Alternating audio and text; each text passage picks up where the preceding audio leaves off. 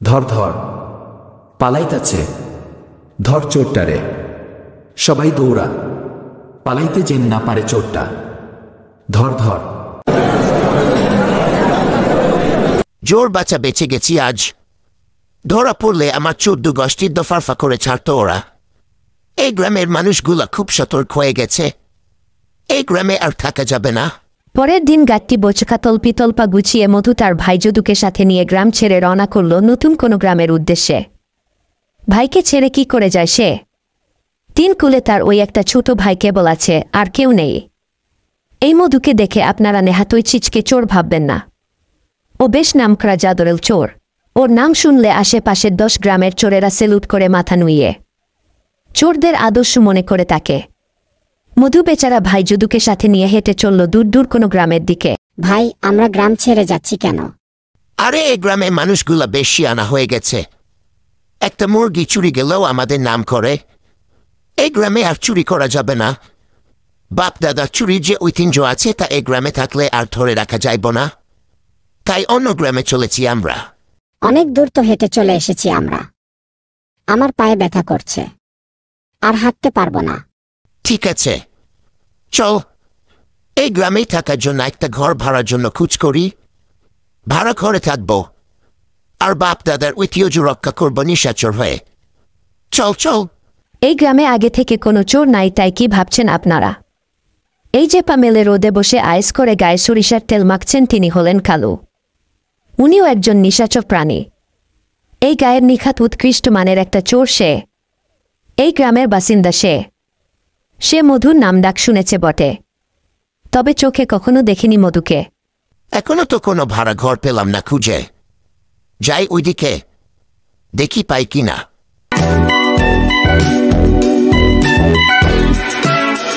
ভাই, আমরা ভিনদেশি। একটা ঘর ভাড়া খুঁজতেছিলাম এই ছোট ভাইটাকে নিয়ে থাকার জন্য। সারাদিন মানুষের বাড়ি কামলা দিমো, আর রাত হইলে ঘরে এসে শুয়ে থাকবো। জানা আছে কি আপনার কোথাও কোনো ঘর ভাড়া পাওয়া যাবে কি? ঘর ভাড়া খুঁজতেছ? ও আচ্ছা, ঘর গেরস্থালির কাজ কি জানো? জানি মশাই, খুবই ভালো করে জানি। সারা জীবন তো ঘর গেরস্থালির ওই দফারফা করেছি। ভালো, বেশ ভালো। তাহলে তোমরা আমার বাড়ির ওই পাশের ঘরটাতে থাকতে পারো। ওই ঘরটা খালি পড়ে আছে, আর আমার ক্ষেত খামারে কাজ করবে। আমি গঞ্জে ব্যবসা নিয়ে ব্যস্ত থাকি, ক্ষেত খামার দেখাশোনা করতে পারি না। তুমি আমার ক্ষেত খামার দেখাশোনা করবে, রাজি আছো? জি মশাই, আপনার অনেক দয়া। তুই ঘর দৌড় গুছিয়ে রান্না বসিয়ে দে চুলায়। আমি একটু গ্রামের ভেতরে মেরে আসি। নতুন গ্রাম, পথঘাট না চিনলে রাতে কাজ করব কি করে? ঠিক আছে ভাই, আপনি যান। আমি সব গুছিয়ে রান্না করার ব্যবস্থা করতেছি। আপনি তাড়াতাড়ি ফিরে আসবেন।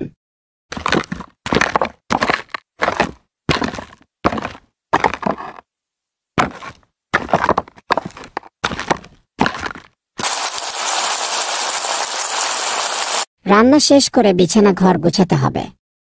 কত কাজ! ভাই, ভালো করে পথ ঘাট চিনে আসলেই হলো। আমার তো এখনো ট্রেনিং শেষ হয় নাই, আরো ভালো করে ট্রেনিং লইতে হইব। গ্রামটা দেখি অনেক বড়। গ্রামের মানুষগুলারে তো বেশ সহজ সরল মনে হইতেছে।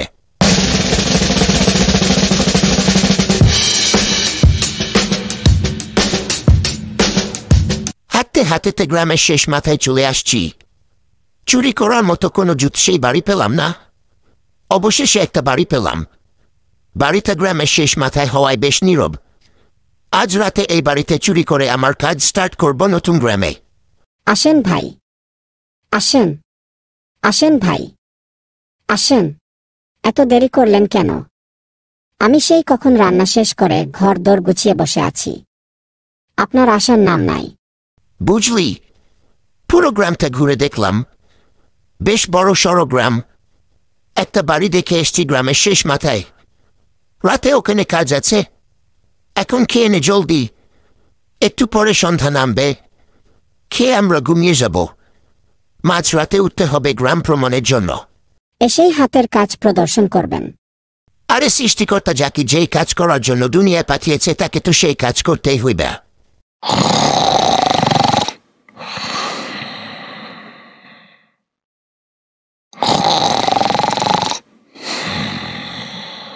এই যদু ঘুম থেকে উঠ, মাঝরাত হয়ে গেছে, উঠ।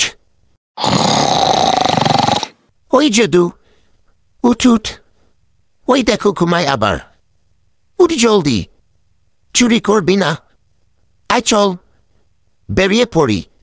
ওইদিকে কালু বের হয়ে গেছে মাঝরাতে চুরির জন্য।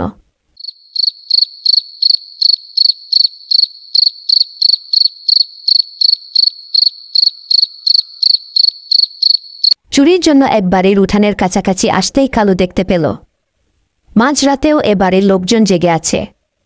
শীতের রাত, সবাই বেশ আয়েস করে আগুনের পাশে বসে গল্প করছে। ঘুমাতে যাওয়ার কোনো নামগন্ধ নাই। হতাশ হয়ে কালু ফিরে চলল এখান থেকে। ও ভাই, ওহ, এত রাতে ঘুমের 12টা বাজালেন কেন? আহারে গুণধর ভাইরে আমার, এত রাতে ঘুমের 12টা বাজালেন কেন? কিরে আমার নবাব পুত্তুর, চুর হয়ে রাতে আবার ঘুমানো? ছে ছে ছে। রাত জেগে কি করব? পেঁচার মতো আন্নেরে পাহারা দিমু নাকি জেগে জেগে সারা রাত? আরে তুই ভুলে গেছি নাকি? আজ যে বাড়ি দেখে এলুম সেই বাড়ি করতে হবে না? ওহ, মনে পড়েছে তো, আজ আন্নে চুরিটা করেন গিয়ে। আমি আজ যাব না। কত করে বললাম তাও চুরি করতে যাবে না? চোর হয়ে রাতে ঘুমানো? ছে ছে ছে। চোর জাতের বদনাম করে ছাড়লো আমার ভাইটা, আর ওকে চোর জাতে রাখা যাবে না। শোনো, আমি একটা বস্তা নিয়ে বের হয়ে যাইতেছি, তুমি দরজা বন্ধ করে দে। আচ্ছা, আমি দরজা বন্ধ করে দিমুনি।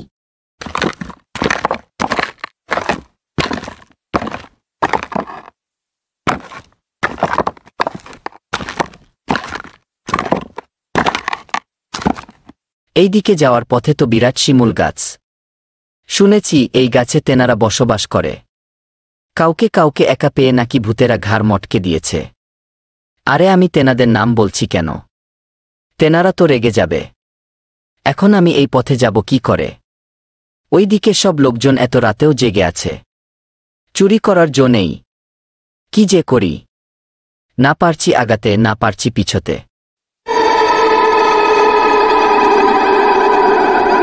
সাবধান, সাবধান সবাই। এমা, এখানে তো দেখছি গ্রামের পাহারাদার পাহারা দিতেছে। অন্য পথ ধরি গে। কেউ আসছে মনে হয় এদিকে। পালাই। জয় মা ভূত পেতনিরা। গ্রামে নতুন বলে এই শিমুল গাছের ব্যাপারে মধু কিছুই জানে না। মধুর চোখে তেনারা বা তেনাদের চোখে মধু ধরা পড়ল না অবশ্য। তাই খুব সাবলীলভাবে পেরিয়ে গেল সে শিমুল গাছটা। যে শীত পড়েছে, কম্বলটা নাকে মুখে চেপে দিয়ে নেই, পরে উঠে দরজাটা বন্ধ করবনি। দরজা একেবারে হাট করে খোলা। আমার জন্য বুঝি? আচ্ছা আমি আসছি গো, আসছি। আরামসে হাতের কারুকার্য করে দিব। দরজা খোলা রেখেছে। ঘটনা কি? আবার জেগে আছে না তো? পা টিপে টিপে যাই ভিতরে। অবশ্য আমায় সহজে ধরতে পারবে না।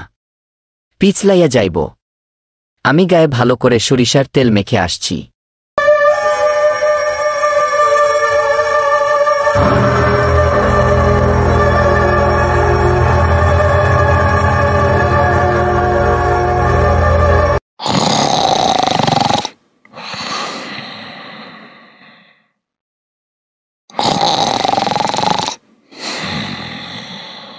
নাক ডেকে ঘুমাচ্ছে বেচারা। আমি আমার কাজ করি। যে যার কাজ করাই উত্তম। সব মালপত্র বস্তায় ভরা শেষ। আর কিছু বাকি নাই। এবার বস্তার মুখ বন্ধ করে পগার পার হওয়া উচিত তোর কালু।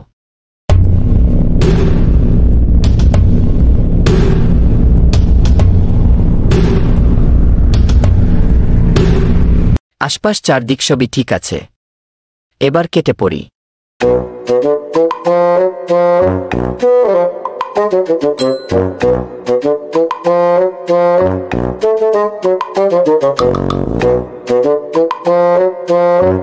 দরজা দেখছি তালা দেয়া, সমস্যা নাই।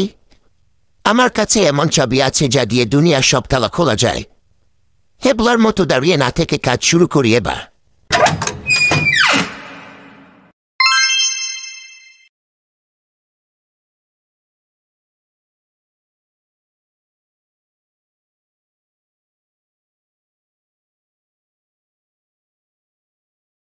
সব মাল বস্তায় ভরে ফেলি। ভালো করে তো নিতেও পারছি না, কোমরে চিড়ি দিয়ে উঠতেছে। যদুরে কত করে কইলাম, তবু আসলো না। চোর বংশের মুখে চুন কালি মাখালো ছেলেটা। মালগুলো বস্তায় ভরে কেটে পড়ি তাড়াতাড়ি।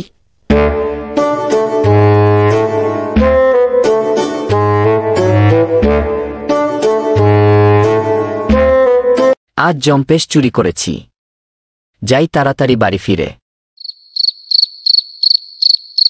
বাড়ি ফিরে যাই জোর কদমে।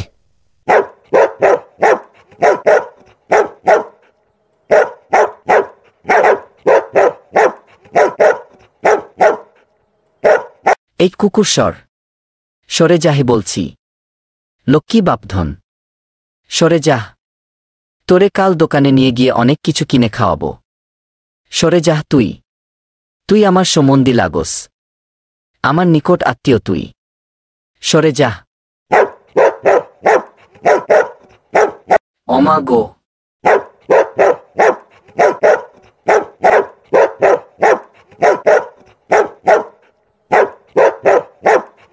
কুকুরের তাড়ানায় মনে নাই কালু শিমুল গাছের কথা, মনে নাই তেনাদের কথা। দেছুট।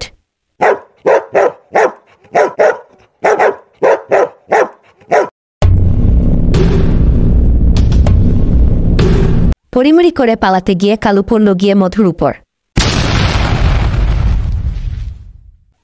চিটকে পড়ল বস্তা দুজনের হাত হতেই।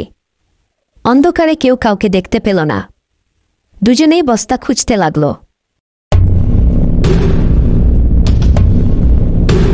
পাইছি আমার বস্তা। মনে হয় ভূতের সাথে ধাক্কা লেগেছে আমার। পালাই আমি। বস্তা তো খুঁজে পাইতেছি না। যদুকে কত করে বললাম আমার সাথে আসার জন্য। আমি এমনিতেই অন্ধকারে তেমন চোখে দেখি না। বস্তা খুঁজে বার করব এখন কি করে? বাড়ি ফিরে যদুকে আজ মজা বুঝামো। যে বাঁচা বেঁচেছি আজ। ওফ, হাফ ছেড়ে বাঁচলাম। এখন ঘরে যাই তাড়াতাড়ি।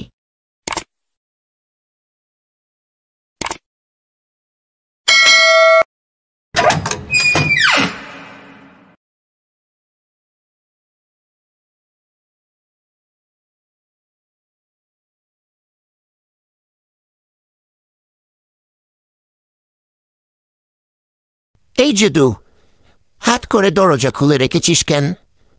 উঠ, দেখ সব চুরি হয়ে গেছে আমাদের ঘর থেকে। জীবনে যেতে হয় নাই, তুই আজ সেই কাজ করলি। বাপ দাদার নাম ডুবালি। আসলে একটু তন্দ্রা এসে গিয়েছিল, পরে কখন যে ঘুমিয়ে গেছি তা টের পাই নাই। সে যাগ্গে, আন্নে তো চুরি করে আনছেন। বের করেন সব মাল বস্তা থেকে, দেখি সব। হ্যাঁ, বের করছি সব। আমি চুরি করে কামাই করে আনবো, আর তুই বসে বসে খাবি না বাপুত্তর।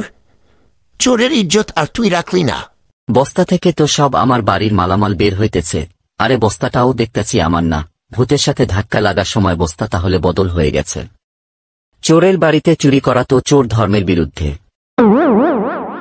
হাই হাই, সব মাল তো আমাদের ঘরের, ক্ষতি বাতি সব আমাদের, কিন্তু বস্তাটা তো আমার না। চোরের বাড়িতে চুরি। ভাবছ কি করে এমনটা হলো?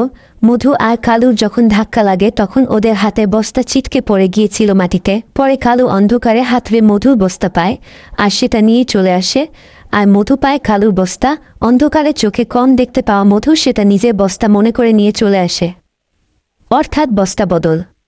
অনেক রাত হয়েছে আর গল্প নয়, এখন ঘুমাতে যাও।